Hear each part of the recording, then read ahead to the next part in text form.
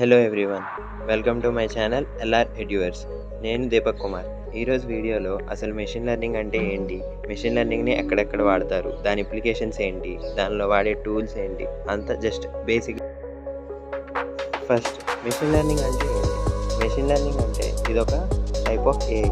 అంటే మనం హ్యూమన్స్ ఏం డేటా అయితే ఇచ్చి ట్రైన్ చేస్తామో మనం ఎలా చెప్తే అలా వర్క్ అవుతుంది. మన టాస్క్ని కంప్యూటర్స్ సేమ్ మన హ్యూమన్స్ లాగా వర్క్ చేసి బిల్డ్ చేస్తాం. అసలు ఏఐ అంటే ఏంటి? AI artificial intelligence. అంటే ఇప్పుడు మన హ్యూమన్స్ చేసే ప్రతి టాస్క్ని మిషన్స్ కూడా చేయగలవు.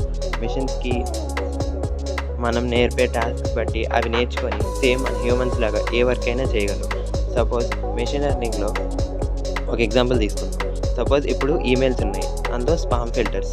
మనం ఒక ఈమెయిల్ స్పామా కాదా అని చెక్ చేసుకొని డిలీట్ చేసుకుంటాం. అదే మెషిన్ లెర్నింగ్ వాడి ట్రైన్ చేస్తే ఆ మోడలే ఈమెయిల్ స్పామా నాట్ స్పామా అని నేర్చుకొని డివైడ్ చేస్తుంది. ఇక్కడ చూడొచ్చు, ఒక ఏఐ రోబో క్లీనింగ్ చేస్తుంది. అంటే ఒక హ్యూమన్ చేసే టాస్క్ని ఒక రోబో చేసిద్ది. Next coming to applications of machine learning. అసలు అప్లికేషన్స్ ఆఫ్ మెషిన్ లెర్నింగ్ని ఏ ఏరియాస్లో వాడతారో చూద్దాం. ఫస్ట్ వచ్చేసి స్పీచ్ రికగ్నైజేషన్. ఇవన్నిటి గురించి డీటెయిల్గా తర్వాత మళ్ళీ మాట్లాడదాం. స్పీచ్ రికగ్నిషన్ అంటే ఇప్పుడు మన వాయిస్ అసిస్టెంట్, సిరి, గూగుల్ అసిస్టెంట్ ఇలాంటివి. ఇందులో మనం ఏమైతే చెప్తే అది టెక్స్ట్ కింద, మన స్పీచ్ని టెక్స్ట్ కింద కన్వర్ట్ చేసుకొని దానికి అప్రోప్రియేట్ రెస్పాన్సెస్ ఇస్తాయి. ఇది కూడా ఒక హ్యూమన్ ట్రైన్ చేసిన మెషిన్ లెర్నింగ్ మోడల్. దీనికి బ్యాక్గ్రౌండ్లో మెషిన్ లెర్నింగ్ ఆల్గారిథమ్స్ అలాంటివన్నీ పనిచేస్తాయి. నెక్స్ట్ వచ్చేసి ఇమేజ్ రికగ్నిషన్. ఇది కూడా speech recognition. Next image recognition or face recognition. ఫేస్బుక్లో కానీ ఇన్స్టాగ్రామ్లో ట్యాగింగ్ని చూడండి. మనం ఒక ఫోటోని అప్లోడ్ చేస్తే ఎఫ్బి అది ఎవరెవరు రికగ్నైజ్ చేసి ట్యాగ్ చేయాలని సజెస్ట్ చేస్తుంది. ఈ విధంగా మనం ఇమేజ్ రికగ్నైజేషన్లో కూడా ఎంఎల్ని వాడుతున్నాం. నెక్స్ట్ వచ్చేసి రికమెండేషన్ సిస్టమ్స్. అంటే ఇప్పుడు మనం నెట్ఫ్లిక్స్లో కానీ అమెజాన్లో కానీ సజెషన్స్ చూస్తాం. అంటే ఇప్పుడు అమెజాన్లో మనం ఏదైనా ఐటమ్ సెర్చ్ చేస్తే దానికి రిలేటెడ్ ఐటమ్స్ అన్నీ మనకు వస్తాయి. ఈ విధంగా రికమెండేషన్ సిస్టమ్స్ అనేవి ఒక యూజర్కి కానీ ఎవరికైనా ఒక యూజర్ కార్ ఎనీబడి వాళ్ళకి ఏమేమి కావాలో రికమెండ్ చేస్తుంది ఎంఎల్ ఆల్గారిథమ్స్ వాడి. నెక్స్ట్ వచ్చేసి హెల్త్ కేర్లో కూడా వాడతాం. హెల్త్ కేర్లో అంటే డిసీజ్ ప్రిడిక్ట్ చేయడానికి, డ్రగ్స్ని డిస్కవర్ చేయడానికి, డాక్టర్స్కి అసిస్ట్ చేయడానికి, పేషెంట్ డేటాని అనలైజ్ చేసి డిసీజెస్ని ప్రిడిక్ట్ చేయడంలో మెషిన్ లెర్నింగ్ యూజ్ చేస్తారు ఫస్ట్. ఈ విధంగా ముందుగానే ఒక డిసీజ్ని ప్రిడిక్ట్ చేయడం కానీ డ్రగ్స్ని డిస్కవర్ చేయడం వల్ల చాలా లైఫ్ని సేవ్ చేయొచ్చు. కాబట్టి మెయిన్గా హెల్త్ కేర్లో కూడా ఎంఎల్ని వాడుతున్నారు. నెక్స్ట్ వచ్చేసి coming to types of ML. First supervised learning, unsupervised learning and reinforced learning అని 3 ఉంటాయి. వీటి గురించి మళ్ళీ డీటెయిల్గా తర్వాత మళ్ళీ మాట్లాడుకుందాం. జస్ట్ బేసిక్గా సూపర్వైజ్డ్ లెర్నింగ్ అంటే ఏంటి? మనం కంప్యూటర్స్కి ఒక లేబుల్ డేటా ఇస్తాం. అంటే ఒక సెట్ ఆఫ్ ఫ్రూట్స్ ఇస్తే అది ఏ ఫ్రూటో డివైడ్ చేసుకొని ఇది యాపిలా, ఇది మ్యాంగో అని చెప్పి డిఫరెంట్ చేసుకొని ట్రైన్ అయ్యి మనకి అవుట్పుట్స్ని ప్రిడిక్ట్ చేస్తుంది. Next unsupervised learning. ఇందులో మనకు లేబుల్ డేటా ఉండదు. కంప్యూటరే రిలేషన్స్ని, ప్యాటర్న్స్ని ఫైండ్ చేసి క్లస్టర్స్ కింద మార్చుకొని డివైడ్ చేసుకుంటుంది డేటా మొత్తాన్ని. ఇది సూపర్వైజ్డ్కి అన్సూపర్వైజ్డ్కి డిఫరెన్స్. Next reinforcement. ఇక్కడ computers trial and error method ద్వారా రన్ అవుతాయి. ఇక్కడ ఫీడ్బ్యాక్ అంటే యాక్షన్స్ అట్లనే నేర్చుకుంటాయి. ఎగ్జాంపుల్గా సెల్ఫ్ డ్రైవింగ్ కార్స్, వీటికి అవార్డ్స్ కూడా పెడతాం. నెక్స్ట్ అసలు ఎంఎల్ ఎలా వర్క్ అయింది, మెయిన్ స్టెప్స్ ఏంటి? అందులో ఫస్ట్ స్టెప్ ఏంటంటే డేటా కలెక్ట్ చేసుకోవాలి. Data collection. ముందు మనం డేటా కలెక్ట్ చేసి, ఫర్ ఎగ్జాంపుల్ ఇప్పుడు మనం ఒక హౌస్ ప్రిడిక్షన్ మోడల్ తయారు చేస్తాం.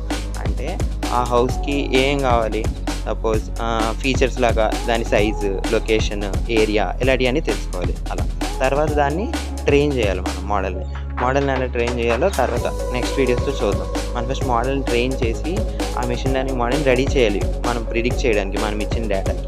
ఆ తర్వాత ఏం చేస్తాం, ప్రిడిక్షన్స్ చేస్తాం. ఫైనల్గా ఇప్పుడు ఒక ట్రైన్ మోడల్ యూజ్ చేసి మనం ప్రిడిక్షన్స్ చేస్తాం. ఫర్ ఎగ్జాంపుల్ ఒక హౌస్ డీటెయిల్స్ ఇస్తే అది మోడల్ ప్రైస్ చేసి ఆ హౌస్ యొక్క ప్రైస్ అంతా చెప్పిద్ది అనమాట. అలా ఇదిగో ఇక్కడ మనం చూడండి, ఇక్కడ మనం ఒక మెషిన్ లెర్నింగ్లో ఏ స్టెప్స్, అసలు మెషిన్ లెర్నింగ్ లైఫ్ సైకిల్ ఏంటో చూడొచ్చు క్లియర్గా. తర్వాత next coming to popular machine learning algorithms. అసలు పాపులర్‌గా వాడే మెషిన్ లెర్నింగ్ చాలా మెషిన్ లెర్నింగ్ ఆల్గోరిథమ్స్ వాడతాం. అందులో జస్ట్ బేసిక్‌గా ఆల్గోరిథమ్స్ ఎలా ఉంటాయో జస్ట్ చూద్దాం బేసిక్‌గా. First coming to linear regression. సింపుల్‌గా చెప్పాలంటే లీనియర్ రిగ్రెషన్ అంటే ఒక 2 వేరియబుల్స్ మధ్య డిఫరెన్స్. ఒక ఇండిపెండెంట్ వేరియబుల్‌కి, ఒక డిపెండెంట్ వేరియబుల్‌కి మధ్య ఉన్న రిలేషన్ అనమాట. వీటి గురించి క్లియర్‌గా నెక్స్ట్ వీడియోస్‌లో క్లియర్‌గా చూద్దాం. Next means clustering. ఇదొక అన్‌సూపర్వైజ్డ్ లెర్నింగ్ అల్గోరిథం. డేటాని క్లస్టర్స్‌గా డివైడ్ చేస్తాం. ఫర్ ఎగ్జాంపుల్ మనం ఒక కస్టమర్ సెగ్మెంటేషన్ అంటే కస్టమర్స్‌ని సెపరేట్ చేయాలంటే ఒక గ్రూప్ ఇక్కడ పిక్చర్‌లో చూసినట్టు ఫ్రూట్స్ అన్నిటిని ఒక గ్రూప్ కింద చేస్తాం.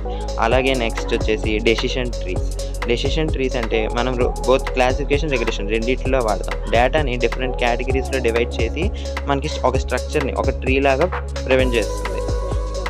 నెక్స్ట్ వచ్చేసి న్యూరల్ నెట్వర్క్స్‌ని ఇమేజ్‌కి, స్పీచ్ రికగ్నైజేషన్‌కి, ఇమేజెస్‌ని, స్పీచెస్‌ని ఐడెంటిఫై చేసి మోడల్‌ని ట్రైన్ చేసి చేయడానికి. మెయిన్‌గా మన బ్రెయిన్‌ని యొక్క స్ట్రక్చర్‌ని బట్టి దీన్ని డిజైన్ చేశారు. అసలు క్లాసిఫికేషన్, రిగ్రెషన్ ఇవన్నీ పదాలు తెలియకపోయినా పర్లేదు. నెక్స్ట్ వీడియోస్‌లో చూద్దాం. Next coming to tools and libraries. అసలు ఎంఎల్‌లో ఏ టూల్స్ వాడతాం? మెయిన్‌గా జస్ట్ బేసిక్‌గా తెలియాల్సిన టూల్స్ అండ్ లైబ్రరీస్ ఏంటి? ఫస్ట్ వచ్చేసి Python language. Just basic Python language అయితే తెలియాలి ఎంఎల్ చేయడానికి. అసలు పైథాన్నే ఎందుకు వాడతాం? మెషిన్ లెర్నింగ్‌లో మెయిన్‌గా ఎందుకు పైథానే తీసుకుంటాం? ఎందుకంటే పైథాన్‌లో చాలా లైబ్రరీస్ ఉంటాయి. పైథాన్ లైబ్రరీస్‌తో మనం ఈజీగా ఒక మెషిన్ లెర్నింగ్ మోడల్‌కి కోడ్ గానీ, దాన్ని రన్ చేయడం గానీ కొంచెం ఈజీగా అయిద్ది. అందుకే మనం పైథాన్‌ని ప్రిఫర్ చేస్తాం ఎక్కువగా. Next circuit learn. సింపుల్‌గా డేటా టూల్స్‌ని అంటే డేటా మైనింగ్‌లో, డేటా అనాలిసిస్‌లో వాడతాం దీన్ని. ఈజీగా ఒక బేసిక్ మెషిన్ లెర్నింగ్ టాస్క్ చేయాలంటే సర్క్యూట్ లెర్న్ వాడొచ్చు మనం. అసలు సర్క్యూట్ లెర్న్ గురించి కూడా ఫ్యూచర్‌లో చూద్దాం. నెక్స్ట్ కెరాస్ అంటే హై లెవెల్ న్యూరల్ నెట్వర్క్స్‌కి వాడతాం దీన్ని. ఒక ఏపీఐ లాంటిది. చాలా ఈజీగా వాడొచ్చు. ఒక ప్రోటోటైప్ డీప్ లెర్నింగ్ మోడల్స్‌కి గానీ దేనికైనా. నెక్స్ట్ ఈ విధంగా అసలు మెషిన్ లెర్నింగ్ ఏంటో, దాని అప్లికేషన్స్ ఏంటో, ఎక్కడెక్కడ వాడతామో చూసుకున్నాం. సో హోప్ మీ అందరికీ ఈ వీడియో నచ్చుంటది. నెక్స్ట్ వీడియోలో మనం మెషిన్ లెర్నింగ్ బేసిక్స్ నుండి, అది machine learning starting just basics నుండి స్టార్ట్ చేసి అలా ఆల్గారిథమ్స్ ఏంటి, తర్వాత వాటి కోడ్స్ ఎలా రాయాలి ఇవన్నీ చూద్దాం. నెక్స్ట్ కామెంట్స్లో మీకు ఏమైనా డౌట్స్ ఉంటే, ఏ టాపిక్ అయినా ఎక్స్ప్లెయిన్ చేయాలని అంటే అవి కామెంట్స్లో పెట్టండి. Thank you for watching. Bye and see you in the next video. Thank you.